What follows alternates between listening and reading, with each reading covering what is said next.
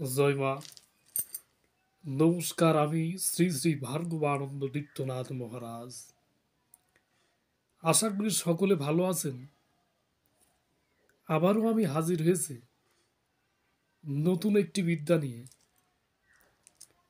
যে বিদ্যাটি প্রয়োগ করলে যে সমস্ত ভাইরা নিজেদের সংসার জীবন নিয়ে ঝামেলায় আছে, সংসারের শান্তি নাই, স্বামী স্ত্রীর ভিতর মিল নাই, নিজের স্ত্রীর চাহিদা মেটাতে পারছেন না, এই জন্য নিজের স্ত্রীর সাথে ভালো একটা সুসম্পর্ক নাই, বা নিজের স্ত্রী পরকীয়ার সাথে লিপ্ত, যার কারণে স্বামী স্ত্রীর ভিতরে ভালো একটা মহাব্বত, ভালোবাসা কোনোটাই নাই।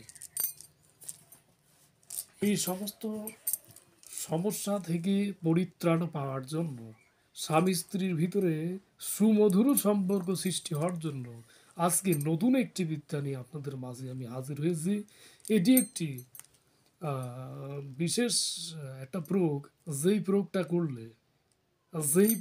করলে সঠিকভাবে যদি বিদ্যাটি প্রয়োগ করতে পারেন, আমাবস্যার দিন এই বিদ্যাটা প্রয়োগ করার নিয়ম, তো সঠিকভাবে যদি প্রয়োগ করতে পারেন, কাজ করার সাথে সাথে নিজের স্ত্রীর সামনে গেলে, নিজের স্ত্রীর দিকে চোখের দিকে তাকালে সাথে সাথে আপনার ভালোবাসায় মোহিত হয়ে যাবে। এত শক্তিশালী, এত পাওয়ারফুল এই বিদ্যা। এই বিদ্যাটি সম্পর্কে আমি আলোচনা করব, কিভাবে প্রয়োগ করবেন।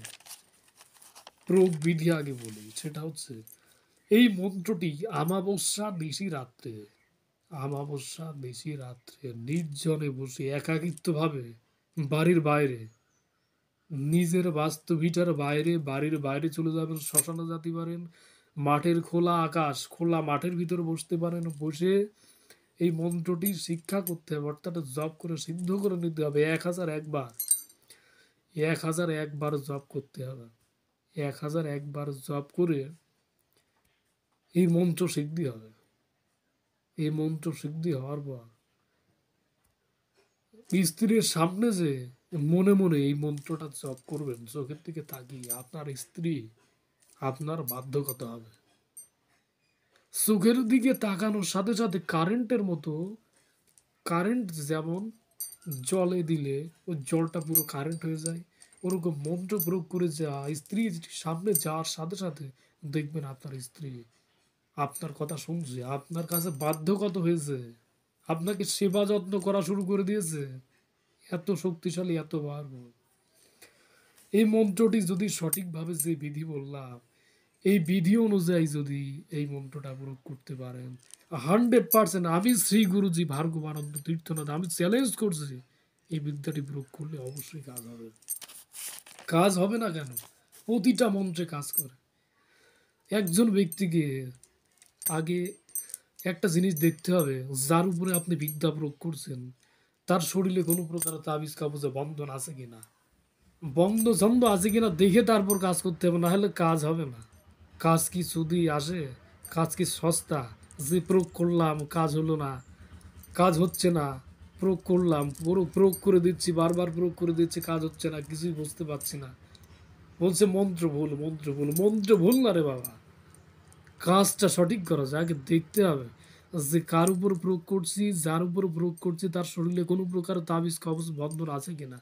যে মন্ত্র দিয়েছে এর আগে, একটি মন্ত্র দিয়েছে দূর থেকে তাবিজ কবজ কাটার, এই মন্ত্রটি প্রয়োগ করতে হবে। এই মন্ত্র দিয়ে আগে তার শরীরের সর্বপ্রকার বন্ধন কেটে নিয়ে এই বিদ্যা প্রয়োগ করার সাথে সাথে কাজ হবে। কাজ হবে না কি বলেছে? অবশ্যই কাজ হবে।